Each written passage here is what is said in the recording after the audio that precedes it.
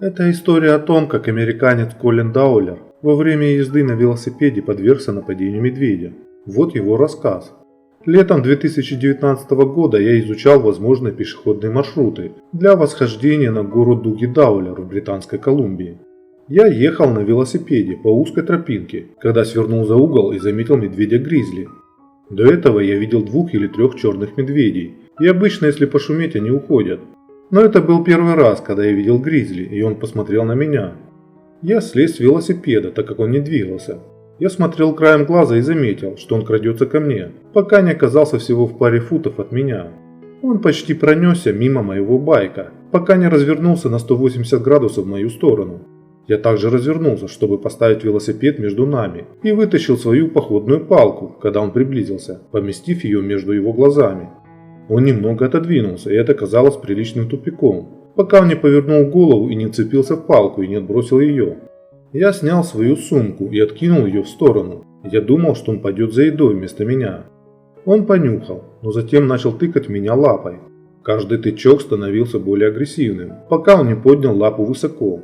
Я подумал, что это нанесет серьезный урон, поэтому бросил в него свой велосипед.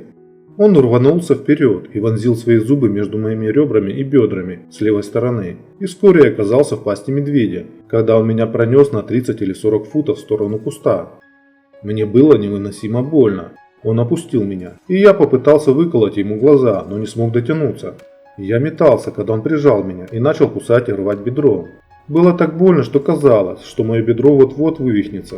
Он вонзился мне в бедро так глубоко, что я мог слышать, как его зубы скользят по моей бедренной кости, как собака, когда грызет кость. Я начал мысленно прощаться с женой и детьми и чувствовать себя виноватым за то, что вообще решился на эту поездку. Потом я понял, что у меня есть перочинный нож. Мне пришлось использовать обе руки, пока я все еще был прижат, но в конце концов мне удалось его вытащить.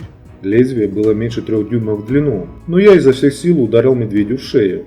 Когда я вытащил нож, он поднял голову, и на мою талию брызнула большая струя крови. Он слез с меня и подошел к моему велосипеду, понюхал его некоторое время, а затем отступил к кусту, из которого вышел. Я знал, что должен двигаться быстро, иначе истеку кровью. Пока медведь все еще смотрел, я отрезал рукав рубашки и сделал жгут для левой ноги. Я снова посмотрел, медведь ушел. Было 12:01, и я знал, что лесорубов здесь не будет до полудня. Итак, я дотащился до своего велосипеда, собрался с мыслями и начал крутить педали одной ногой минут 45, пока наконец не увидел хижину лесорубов. Дверь была открыта, я уткнулся в их лестничную клетку, крича о помощи. Слава богу, там было 5 парней, которые, казалось, запаниковали, но достали свои аптечки и позвонили в 911, попутно латая моих 60 колотых ран. Одна рана была такой большой, что была видна моя почка.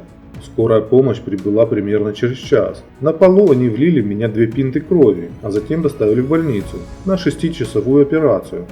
На следующий день я начал свое 40-дневное восстановление в Ванкуверской больнице общего профиля. Через 24 дня после нападения я снова встал и начал ходить. А к январю 2020 года специалисты заметили некоторую регенерацию нервов в моей левой ноге. В февралю я начал бегать на беговой дорожке. В сентябре я пробежал полумарафон. Вернуться в лес психологически это было намного сложнее, чем я думал. Я сделал осознанное усилие, чтобы как можно скорее пройти кусты за своим домом, чтобы меня не одолел страх. Я использовал тактику, чтобы помочь себе. Например, включал музыку в наушниках, чтобы заглушить шум движущихся животных. С тех пор на тропах я натыкался на нескольких черных медведей, но я кричу, и они уходят с дороги. Вот такая история с медведем. На этом все. Подписывайтесь на канал, если не подписались, и до скорой встречи. Всем пока.